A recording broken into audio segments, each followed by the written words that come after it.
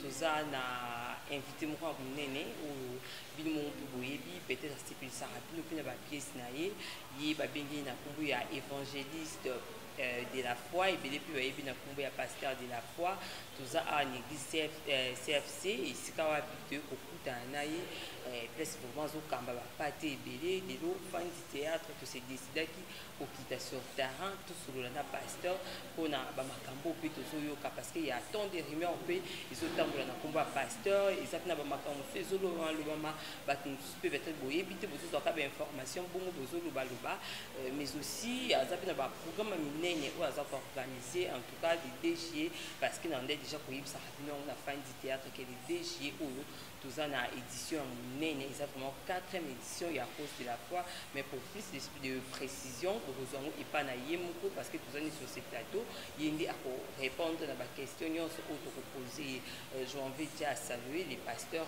Bonjour à vous pasteurs de la foi. Oui, bonjour monsieur Atius. Merci, pasteur Tomonio. Nous avons vraiment la fin du théâtre. Je sais que ce n'est pas la première fois où ils ont déjà la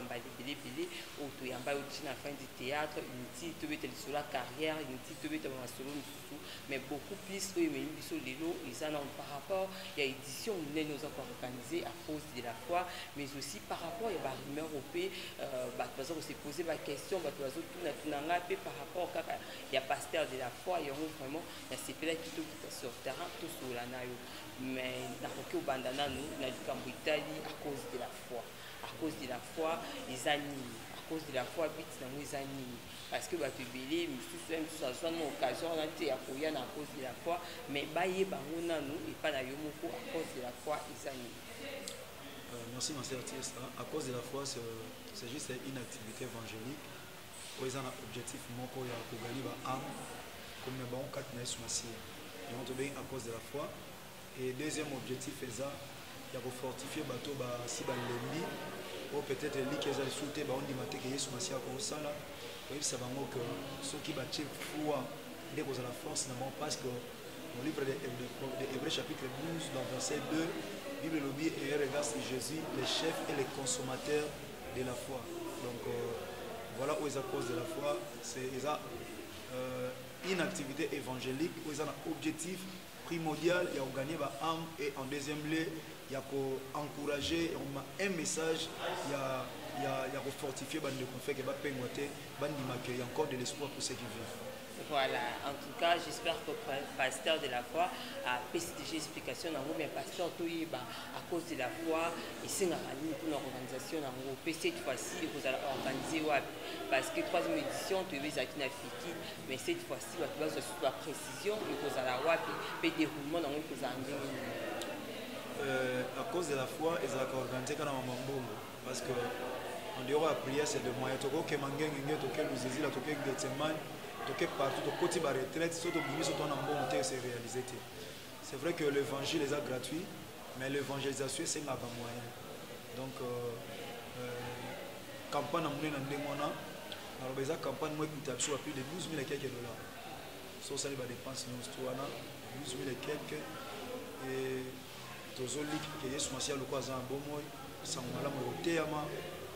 peu importe le montant d'argent, ils importent activité ça là on va bon la mitema ba tu mona lobo kanza to mesana osala on africaine il est on sur le barana ma certir ça tout ça là la première édition la pavillon 17 c'était prévu dans la pavillon 22 et c'est là qui va louango ndeka ba réalité za na mboka na biso et c'est qui toke na pavillon 17 tout ça qui na pavillon 17 deuxième édition et là c'était en 2014 et 2015 c'est qui deuxième édition na esplanade ya Fikine.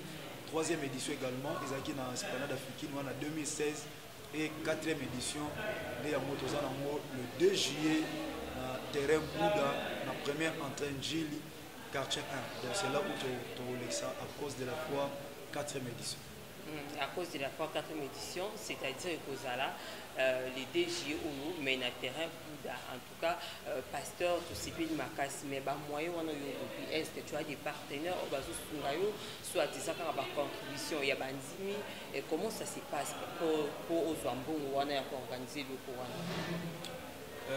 Les contributions pendant nos cas parce que les appels de fonds et tout ça parce que nous avons maintenant un cœur. Nous avons une église à m'habiter parce que l'église a Asbel, les associations s'habitent lucratif. Donc nous devons demander l'argent parce que l'église évolue, on a une contribution fidèle.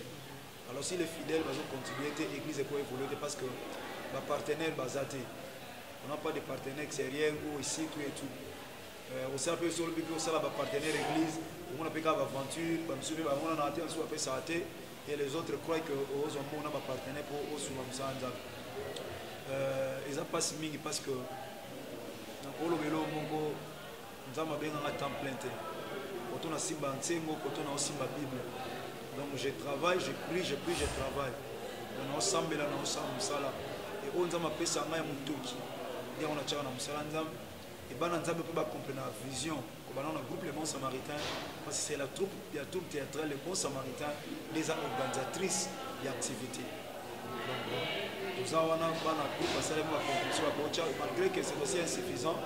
La contribution est insuffisante, mais l'église peut soutenir dans les bana bayaka Codef pour aider nos familles dans le CFC centre évangélique de la France parce que Kamba on a besoin d'une enveloppe pour 1000 francs, les 2000 francs au tien à 400 enveloppes, les gens vont là yo, ils vont contribuer, mais une grande partie de Mbongo, les amis dans la recherche, il faut peine à prendre à Mbongo.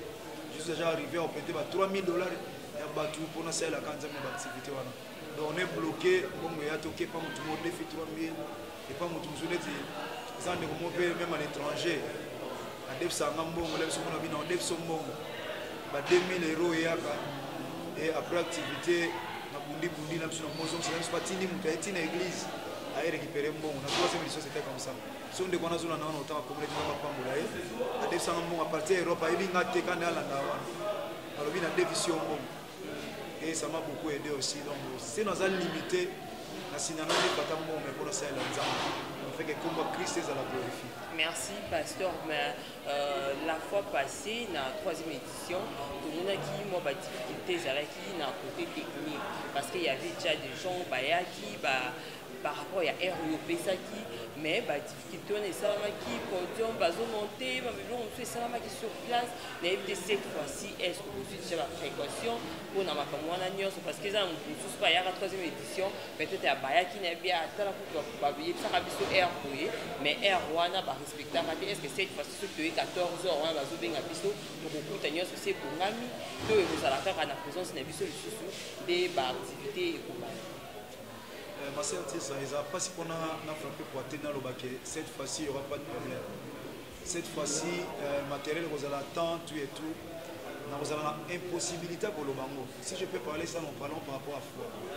Mais si les plans matériels comme ça ou organisationnels, ça serait un peu difficile parce que bisotem tout ça matériel. Matériel, tout dans la brassicole, on a souhaité mon brassicole.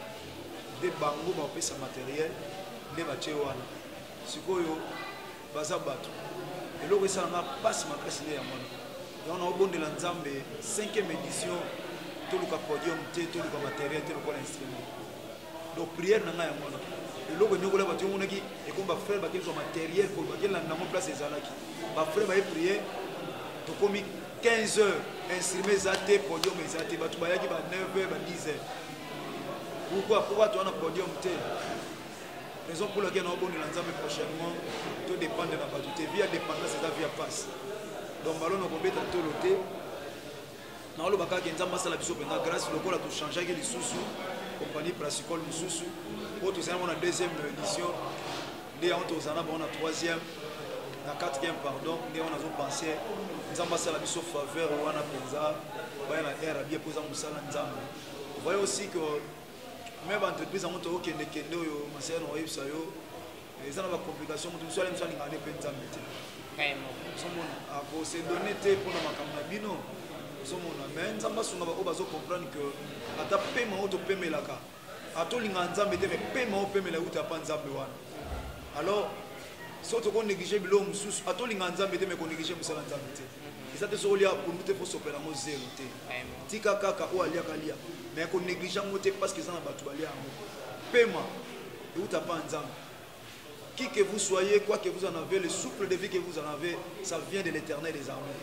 Si ce Dieu l'a retiré souffle, on devait semblable à un morceau, à l'Ibaya, tu as dit bakati bakwa qui n'azela. Raison pour laquelle je lance cet appel, na bato bazana ba responsabilité, il y a ma makamoteli makamwanzambe, o ba négligeaka. On ne se manque pas de décès que l'homme aura semé, il moissonnera. Donc la question na yo nazo kundima pe nazo bonde la nzambe que bala oyo bandeko to travailler na bango bazala temps, bazali ba côté pour na peuple nzambe. Merci. En tout cas, j'espère que les spectateurs vous vraiment soit vous comprendre par rapport toujours il y a toujours ça là parce que toujours dans information pour y capter par les gars na ba vie ba comédien et puis nous tout na ba organisation na bango na ba programme na bango mais pasteur de la foi tout moni ba t-shirt bimi tout moni ba képé bimi na éviter ils en vente soit ils en gratuit. Mais comment ça se passe avec cette histoire? Non, ma sœur, ça va t-shirt, c'est juste pour la visibilité et puis pour annoncer tout simplement qu'il y a une activité. Il y a bon ami pour la bande en Zambie, il y a beaucoup de Zambie bondela, il y a des sumasiate, il y a des transport big ici. Mais le t-shirt, on a un moyen de se monter. La première édition, tu as une deuxième édition, la salle c'est un la poto. Et vous avez une poto et il y a des chemises et tout. Mais écoutez, tellement cher. Et Mbalo na koka été. La troisième édition na koka monté. Il y a mon grand frère qui est en Luanda, Papa Louyeye, Pasteur Louyeye, et cette année encore, à Salib, à Tchembo, on a eu, pour que tout le monde c'est là, on doit vivre quoi, à Salib, et t'es comme Mabo, aux autres pays, ça est mais Balo, quand même, c'est déjà Balo, mon peu payé. Il y a deux lots, il y a premier lot et puis deuxième lot. Mais si c'était tout ça, notre premier lot, parce que c'est le deuxième des fois. Et on peut se faire l'état. Donc, le stock est un peu limité. On a $10 qui est na t-shirt. Donc, avec $10, on peut faire la képina et un t-shirt. Ok, c'est bon. J'espère que le message est passé. Dans les spectateurs, nous sommes au CP là. Au somba, t-shirt, on a tout peu pour ça. Képi, on a pour un jour, il y a 4e édition, il y a cause de la foi. Pasteur de la foi. Tu as vu qu'en dehors, il y a Makambo Nzambe, aux appels comédiens, aux na Monzouana. Tu as évité par rapport à Makambo, ils ont des cas, na ANTPC, où ils ont association de Bino, où ils ont président Massoumoué à Kamara. Belle élection fait salama. Makambo fait salama, mais tu as qui me dit toujours kota. Yo en tant que comédien, il faut venir pour ajouter, il faut venir pour koloba. Na bandi konayo, ou bazo postuler, tout ba ou ba pèse déjà ba candidature na bango, mais c'est comme si bazo yo kanaté na équipe sortante.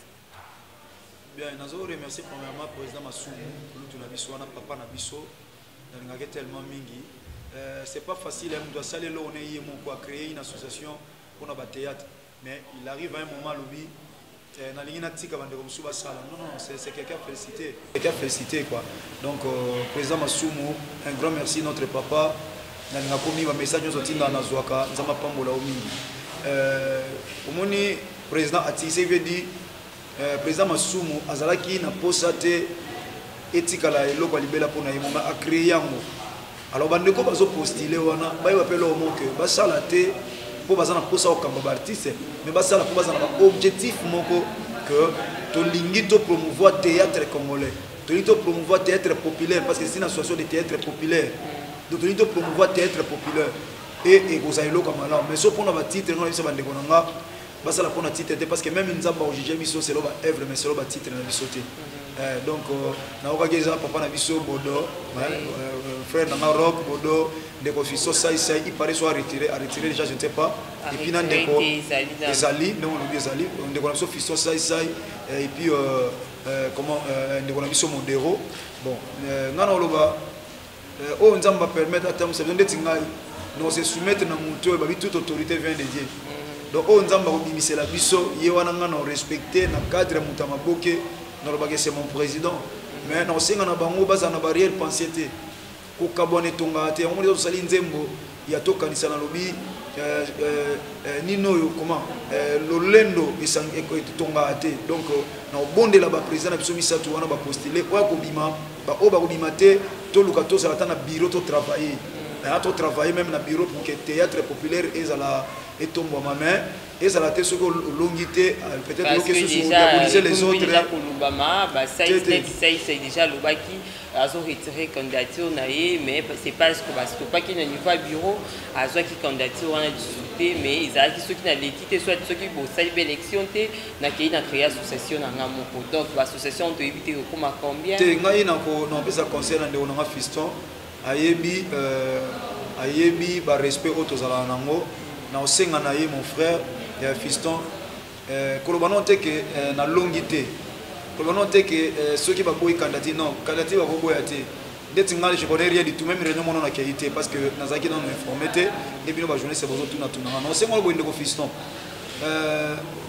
ba chato voter bino na bino misatu oyo nzamba o permettre ça soki ezala yo gloire à Dieu soki ezala ndeko bodo gloire à Dieu soki ezala ndeko modero gloire à Dieu donc oyo nzamba o permettre ça là biso ba misusu to bino ba misusu ba fait ba misusu ba ozwate botika ta association parce que créer association misusu ndeko na fiston il y aura toujours des problèmes là où il y a déjà il y a pas de les problèmes ne manquera jamais donc nous aurons toujours des problèmes alors maintenant on souhaitait au cas où ndeko moka bimiso ndeko fiston tabimi ndeko bodo na ndeko modero tout le cabinet toko travailler na kata bureau pour promouvoir théâtre si nous avons qu'un seul objectif so moninga mso abimi to mona mabete so ipende ko bodo abimi ndeko fiso sai sai ndeko modero to promouvoir théâtre to travailler ensemble so ipende ko modero abimi ndeko sai sai ndeko na biso bodo to promouvoir théâtre to soutenir ndeko ki théâtre et que si nous avons qu'un seul objectif ce qui veut dire total so ba titre te vraiment total ba titre te to baka non nana bimi kingani oh courage allez félicitations allez to chande ko maboko akene peut-être na élection ko yakuna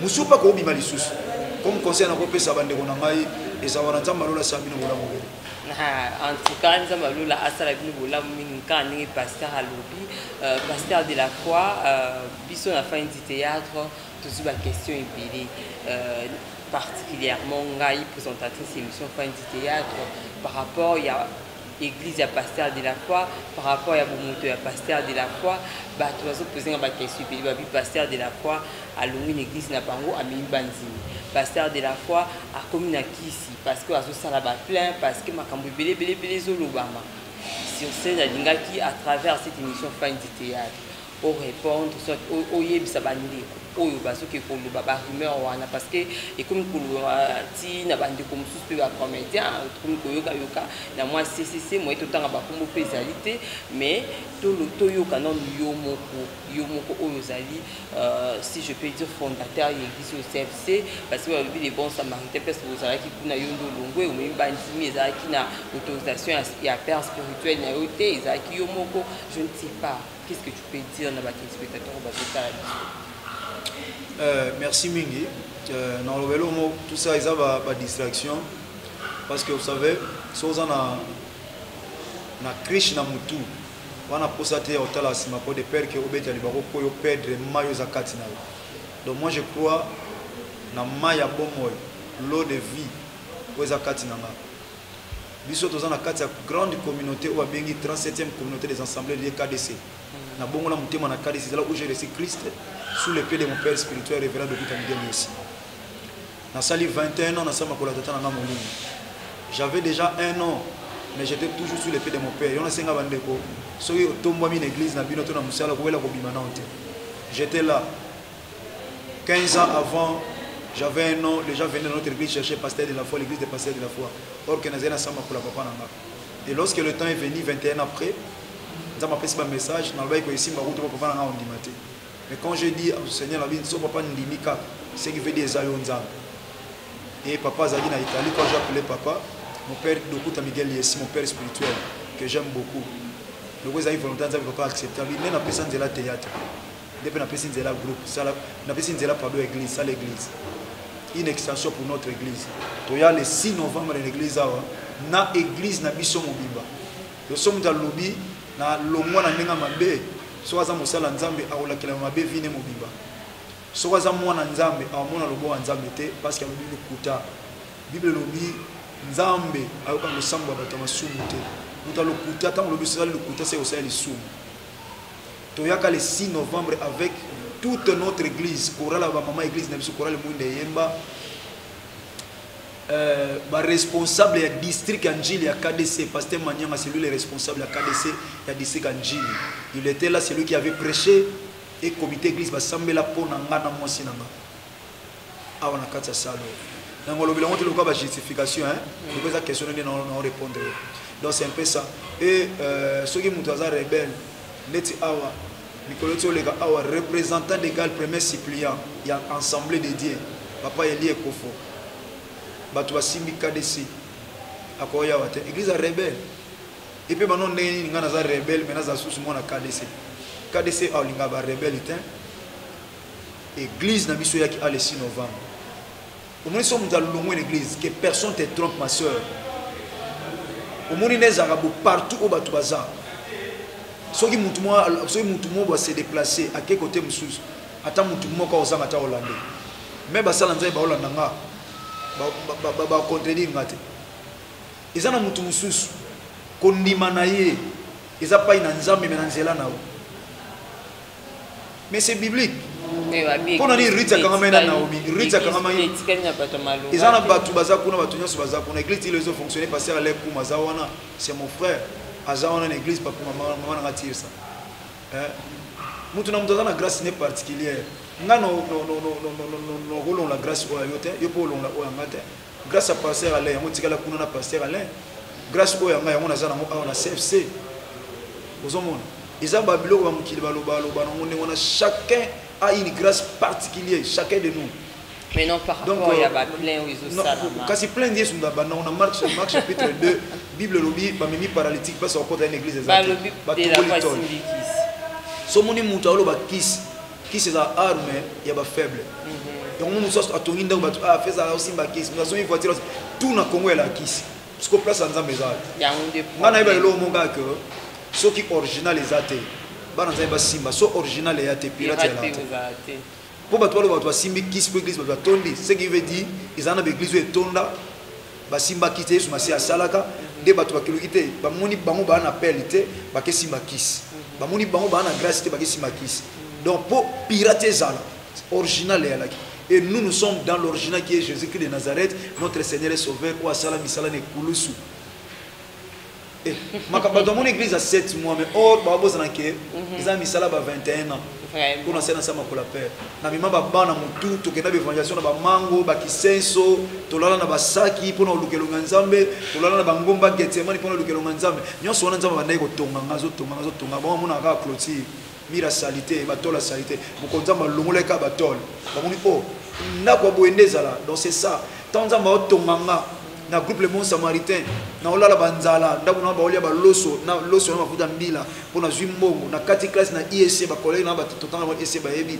na kati classe na ISC pona zwa mbongo ya frère académie na ino sombela ngo caméra Panasonic ya mukie pour to tourner théâtre pour 2 semaines to tourner ba to no mona ngata tana zo matana 18h na oke matete passer moko nene ngando so olanda nga oyeba na ke passer nene ngando no sa na Mirador télévision na ke passer nene ngando na ke so ma caméra ya mukie na 19h na pegi na kata classe na université na ISC classe na ngai kata na bato mona ngote tano matangomba kokolo na cassette imatique pe mana veste ko biso biso ke nobo a proclamer te ozongi ya kolemba bato mona ngate mais bato mona sikoyo tango nzamba abimisi sikoyo résultat makambo tuna sala na ye ndio bato bamoni tango mutake na classe bato mona arrêté bamona kazo kende classe aux étudiants aux classe sans effet même pour aux na jour à collation na mukolo soka musala et comme baninga bana na bango bazo sala mais pour sala batanga yinanti il y a un des problèmes j'espère que tout bas ndi balba kaka izala pe mabe il faut qu'on koma sur place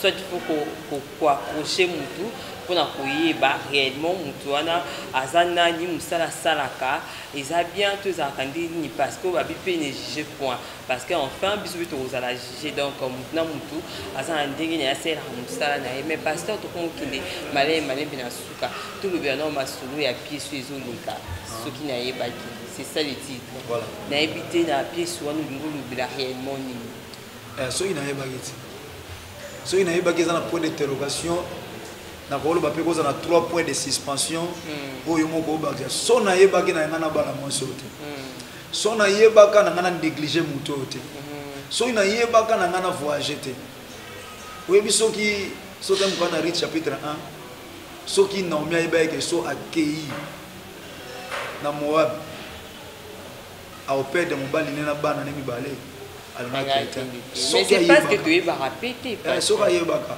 c'est comme mutama yele atuna nzambe po nzamba yebi c'est parce que oye bomba yimi lobi ce qui est caché ça pour nzambe oye zomona nza pour na biso c'est ko biso ko to yebi nzambe Bible lobi il y a rien qui est caché devant notre Dieu et devant l'esprit de Dieu c'est que surtout ça comme la première des choses il faut considérer nzambe yango batu mususu babala lelo baolela sona yebaka mena bala mobali wana te sona yebaka mena bala mwasi wana te po tuna ki nzambe te oloba na oluka mwasa mulai na oluka mwasa mwindu na oluka mwasa pembe yo oluki oyo lingi nzamba sala nzamba sala lamba te bakamu na ai alors soko yebaki olingo tuna nzambe vraiment en tout cas balobi to découvrir carapie ça ce qui n'a pas qui mais nous tout na volonté en nzambe pasteur to comme vraiment na suka émission déjà ba point où Isaki est important et on là je pense c'était ça na éviter ba mot de la fin na yo par rapport à ba activité puis ba programme sous sopezali au to mobilité na éviter sous ko ba programme ngo na numéro ya téléphone déjà na ba téléspectateurs nyonso au bataille biso à travers cette émission. Merci à tous. D'abord, on a remercié yo. Merci. On a se déplacé. On a remercié le continent yo à CBS. Ça m'a pas mon la mino nyonso. On a remercié papa Rabi Mavinga pour avoir chargé la communication pour nous sur Mabiso. Nous avons été connaissants de Ngaba, nous tellement mi permettre nga na pesa mambo na pesa présenter comment ba souhait na ngai ba félicitations à frère Billy Ange.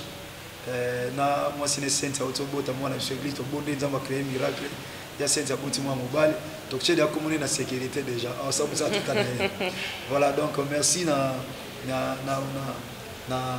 Ngonda na Brody Ngonda merci na ya divine merci na donc moi na biso sécurité merci na nzange na Rais Kangi nzamba pambola ba nyos tout donc ba na biso en fait na bengi sakaba na nzambe ya tir ça le 2 juillet tant au cola qui tourne le DG tembe na foi tant au là qu'est-ce que to coli to le DG tembe na terra Bouddha oui je ne savais pas quand bada tu es pesa qui alors qu'il y a une révélation les a caché donc bon nzambe to kuta le 2 juillet na terra Bouddha première entrée en Gilles à cause de la foi 4e édition organisée par la troupe chrétienne le bon samaritain ministère de la compassion et par loi nzamba pesa na tambusa et to kuta na le 2 wana na zui penza faveur grâce au nzamba chakati nanga na exposant au boye na commune au na botama na commune Njili là où le Seigneur m'a appris là où le Seigneur m'a appelé c'est là où maintenant na bibi bino nyonso donc uta partout ko duka musala nzambe mwana nzambe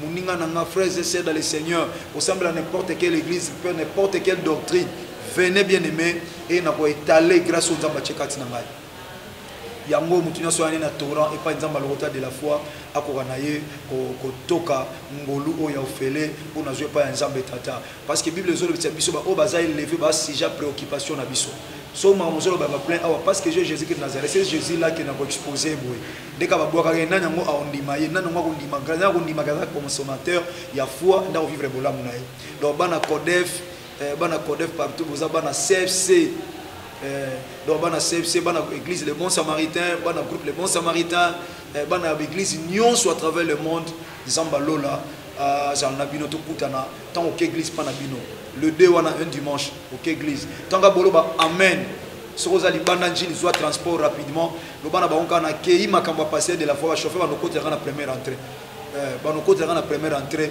donc so ba konba kitio kana makadamo kati kaka donc tant on traverser makadamo côté na terrain et le 2 juillet na 14h ba to ba 9h déjà kuna ba msuba ke na église ba ya déjà 20 places en place et je crois que il y aura la manifestation de la puissance du nom de Jésus-Christ de Nazareth il y aura la manifestation de la puissance du Saint-Esprit que mwanzambe shekina nkolo et ko kita pigeon image ya molimo santo ako punja likolo et batu ba Christ comme Seigneur et Sauveur que le bon Dieu vous bénisse à cause de la foi au bala à cause de la foi au yeba Yesu Masia à cause de la foi au yambaye le kola mokonzi bix à cause de la foi au voyager à cause de la foi au bika à cause de la foi ko le kosila à cause de la foi restauration na libala na ba étude sur tous les plans à cause de la foi et cause de la favorable que le bon Dieu vous bénisse au nom puissant de Jésus-Christ de Nazareth mon Seigneur et mon Sauveur le Dieu de ma vie le Dieu de ma force. Merci pasteur le numéro de téléphone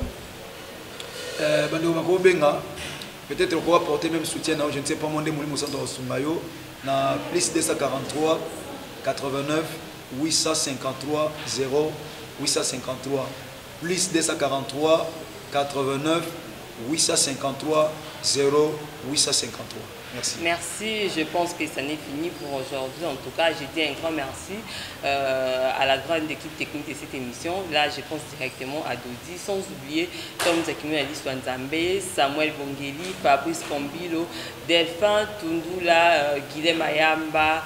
Vous êtes tellement nombreux. Ali Timisa, vous tous en plaisir. Le Prince Quaranta, notre CP, merci à vous. Sans oublier les coordonnées Nolbi Kamba, Messi Nolbi Kamba, merci à vous. Et Elder Junior Tsing à notre dipro. En tout cas, merci à vous, notre dipro. Moutomoko bien. Sans oublier encore Di de Makuema, notre DT. Merci Napilonion sur la grande famille Kouziona, Maman d'être Kouziona, Exipéru Kouziona, Papa Niala Victor, Ik, Nobel, la porte-monnaie magique, mon maréchal. En tout cas, merci à vous tous au Boulandi émission Oyo.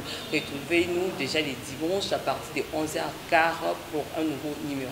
Bye bye.